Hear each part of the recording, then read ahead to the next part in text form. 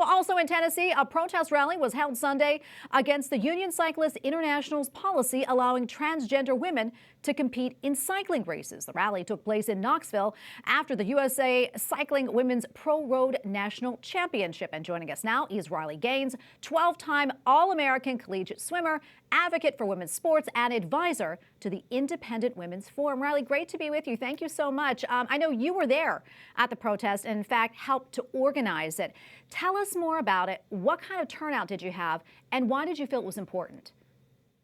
Absolutely. There was a big national cycling championships in Knoxville, Tennessee, which is my home state. There was a male competing against the women. This was, it's a huge honor to be even at this meet. There was potential Olympic spots given out at this meet, so it was a very big deal. This male has taken spots and prize money from women for years. And I think people are finally rolling up their sleeves and saying enough is enough. This was important to me because I talked to some of the cyclists and they feel totally silenced, which I understand because that's how we felt when I was swimming and we were dealing with this in regards to Lia Thomas. And so I was there being a megaphone, not just for those athletes competing at that championships, but for female athletes across the country. Yeah, and the group Knox Pride, they actually responded in a press release saying, in part, quote, "Though we're not surprised, we are saddened to see increasingly misogynistic and anti-trans rhetoric from a women's organization that states they seek to protect women's sports." Riley, your response to that? It's honestly comical. It really is that they're using misogyny to describe, I mean, misogyny is what we faced. That's what I faced. When we were explicitly discriminated against on the basis of our sex, that's what misogyny is. And that is what we faced. Our rights as women, our rights to privacy in that locker room, and again, in regards to my experience, those were totally thrown out of the window. Our rights to equal opportunity and fairness in our sports, it didn't matter to the people in charge of making these guidelines. That's what misogyny is. And so to have them explaining what feminism and misogyny is, it really is ironic. It certainly is. Meanwhile, last week marked the 51st anniversary of Title IX, and I know you were here in D.C. testifying before the Senate Judiciary Committee for a hearing entitled Protecting Pride, Defending Freedom and Civil Rights of LGBTQ plus Americans. Riley, tell us what you talked about and the kind of reaction or response you received. I shared my experience in competing my senior year in college. I was a swimmer. I had trained my entire life to get to this meet. It was our national championships. It was the fastest meet in the world.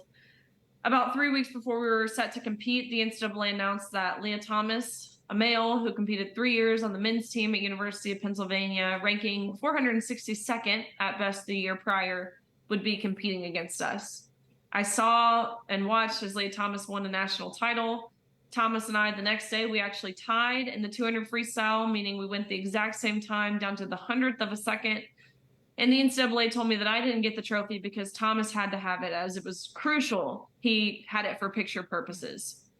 That's what thrusted me to speak out, and that's what I was there sharing my experience on. The senators, both Republican and Democrat, they were able to ask questions, provide insight.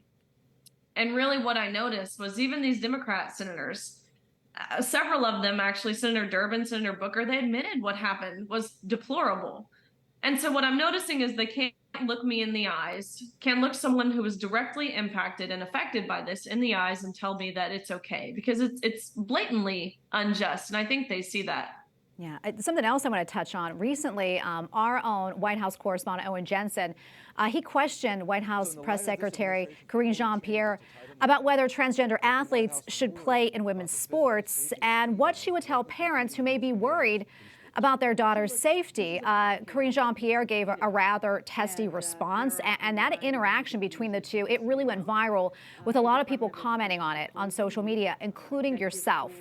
Your thoughts, Riley, on what transpired in that briefing room and also the message it sends?